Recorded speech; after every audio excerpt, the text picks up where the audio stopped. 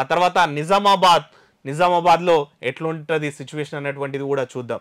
Nizamabad seat చూసుకున్నట్టయితే మరి నిజామాబాద్లో ఉన్నటువంటి ఎమ్మెల్యేల పరిస్థితి ఏంది, నిజామాబాద్లో ఎవరు గెలిచేటువంటి అవకాశాలు ఉంటాయనేటువంటిది కూడా మనం చూద్దాం. ఈ సిచ్యువేషన్లో మరి నిజామాబాద్ పార్లమెంట్ సెగ్మెంట్ ఎట్లా ఉంటుంది, ఆ నిజామాబాద్లో ఉన్నటువంటి పరిస్థితి ఏంది, ఎందుకంటే అక్కడ ఇది బీజేపీ పార్టీకి సంబంధించినటువంటి సిట్టింగ్ సీట్ కాబట్టి ఈ స్థానంలో మరి ఎవరికి లీడ్ వచ్చేటువంటి అవకాశం ఉంటే అక్కడ ఉన్న పరిస్థితులు ఎట్లుంటాయి అన్నటువంటిది కూడా చూసే ప్రయత్నం చేద్దాం. ఇక్కడ మొత్తం వచ్చేసి బీజేపీకి వచ్చేసి 2 స్థానాలు ఉన్నాయి. ఒకటి వచ్చేసి ఆర్మూరు, తర్వాత నిజామాబాద్ అర్బన్లో బీజేపీ సీట్లు ఉన్నాయి. ఇక కాంగ్రెస్కి బోధన్, నిజామాబాద్ రూరల్ 2 ఉన్నాయి. బీఆర్ఎస్కి 3 స్థానాలు ఉన్నాయి. అంటే ఇక్కడ టెక్నికల్గా చూసుకున్నట్టయితే బీఆర్ఎస్కు 3 సీట్లు ఉన్నాయి, కాంగ్రెస్కి 2 సీట్లు ఉన్నాయి, బీజేపీకి 2 సీట్లు ఉన్నాయి. కాంగ్రెస్ నుంచి జీవన్ రెడ్డి, బీజేపీ నుంచి ధర్మపురి అరవింద్, బీఆర్ఎస్ నుంచి బాజిరెడ్డి గోవర్ధన్, ముగ్గురు కూడా సీనియర్ నేతలే అని చెప్పాలా.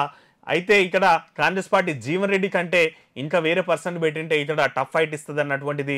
బాజిరెడ్డి గోవర్ధన్ కూడా చాలా సీనియర్. అయితే ఎవరైతే మన జీవన్ రెడ్డి స్థానికుడు కాదనేది బలంగా తీసుకుపోవడంలో అరవింద్ అయితే సక్సెస్ అయిందని చెప్పొచ్చు. ఇక ఇంకోటి ఏంటంటే అక్కడ మెయిన్ ఏంటంటే పసుపు రైతులకు సంబంధించినటువంటి కొన్ని ఇష్యూస్ను సాల్వ్ చేయడంలో అరవింద్ అయితే సక్సెస్ అయింది అన్నటువంటి మాట కూడా చెప్తున్నారు.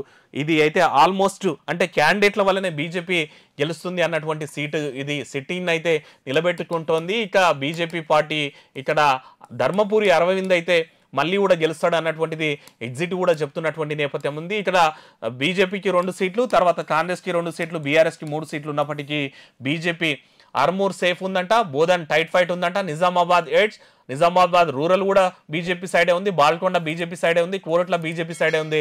జగిత్యాలలో మాత్రం ఇక్కడ జీవన్ రెడ్డికి సంబంధించినటువంటి జగిత్యాలలో మాత్రం కాంగ్రెస్ పార్టీ లీడ్ ఇచ్చేటువంటి సిచ్యువేషన్ ఉంది. అంటే కేవలం ఒక స్థానంలో మాత్రమే కాంగ్రెస్ పార్టీ లీడ్ ఇచ్చేటువంటి సిచ్యువేషన్ ఉంది.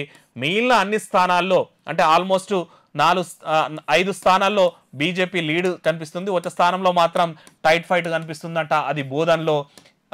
మరి ఈ పరిస్థితుల్లో ఇక్కడైతే ఆల్మోస్ట్ 1,00,000 మెజార్టీ తోటి బీజేపీ పార్టీ గెలుస్తుందని ఈ పోల్స్ ట్రాకర్ అనే సంస్థ చెప్తోంది.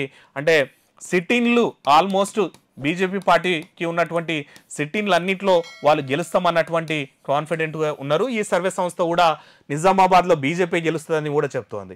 మరి నిజంగా బీజేపీకి ఏమన్నా అధికార పార్టీ సైడ్ ఏమన్నా జనాలు మొగ్గు చూపించినరా లేదనుకుంటే బీజేపీ వైపు ఉన్నారా తెలవాలంటే మాత్రం మనం ఇంకొద్ది రోజులు జూన్ 4 వరకు వెయిట్ చేయాల్సినటువంటి అవసరం ఉంటుంది.